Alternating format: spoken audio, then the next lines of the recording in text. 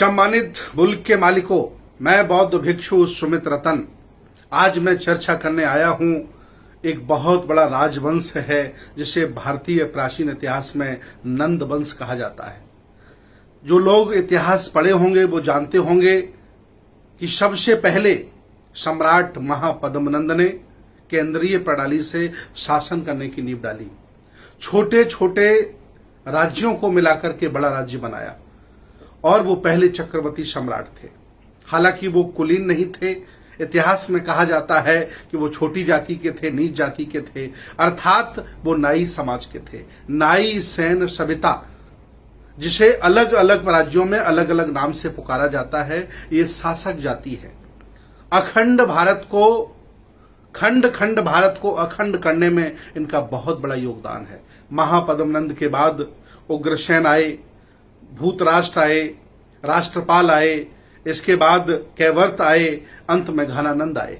ये लगभग 9 राजाओं का शासन है। इन्होंने बुद्ध की संस्कृति को आत्मसात करते हुए इस भारत देश पर शासन किया। आज मैं आह्वान करता हूं नंद वंश के सभी नाई, सैन, सविता, ठाकुर जो अलग अलग नाम से जाने जाते हैं, मैं आप सभी लोगों से आह्वान करता हूं कि कभी आप इस देश के चक्रवर्ती सम्राट थे। इस देश को आपने संभाला और आज आखिर आपको क्या हो गया है कि आप पूरे देश में सामाजिक, राजनीतिक, धार्मिक, आर्थिक व्यवस्था में कहीं दिखाई नहीं देते हो। मैं आह्वान करता हूं, अगर आपने इन महापुरुषों का इतिहास पढ़ लिया और बुद्ध के दर्शन को समझ लिया तो आपका स्वाभिमान जाग जाएगा और आप वर्तमान के परिदृश्य में भी स्थापित हो जाओगे। मुझे पूरा विश्वास है।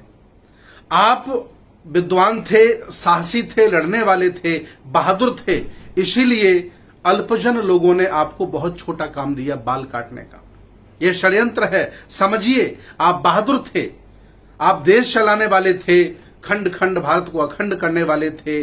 आज जो आपके ऊपर शासन कर रहे हैं, कभी आपकी कृपा से लोग जीते थे, इसीलिए आपको इन लोगों ने सेवा का कार्य दिया। इवन संस्कारों में आपको नेक दिलवाया, अपमान कराया, एक शासक का अपमान कराया। मैं आज आपके अंदर स्वाभिमान भरना चाहता हूं और अपील करना चाहता हूं कि आप साधारण लोग नहीं हैं। आप छोटे लोग, असहाय लोग, कमजोर लोग, कोई बाल काटने वाले नहीं हैं। आप खंड खंड भारत को अखंड करने वाले हैं। आप महापद्मनंद के खानदान के लोग हैं। 9 राजा आपके हुए हैं। बहुत बड़ा पाटलिपुत्र का शासन आपने संभाला है। छोटे छोटे राज्यों को एक बड़ा रूप देने का काम किया है।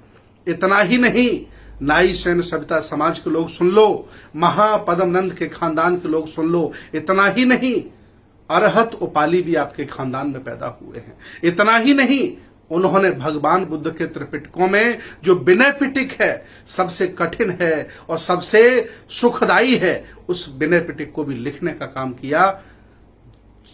आपके पुरखों ने जिसको लिखा नहीं उसे आप पढ़ रहे हैं और आपके पुरखों ने जो लिखा वो आपके घरों में नहीं है। मैं अपील करता हूं नाई, सैन, सविता समाज के लोगों से कि आपके घर में विनय पिटक होना चाहिए, अरहत उपाली का चित्र होना चाहिए, महापद्मनंद के बाद घनानंद तक 9 राजाओं का चित्र होना चाहिए।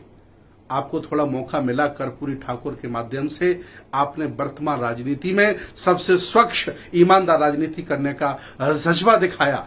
लोगों की प्रेरणा आप बने। इसलिए मैं अपील करता हूं कि आप जब शासक थे उस समय बुद्ध की संस्कृति के आप वाहक थे, श्रमण परंपरा के आप चलाने वाले थे।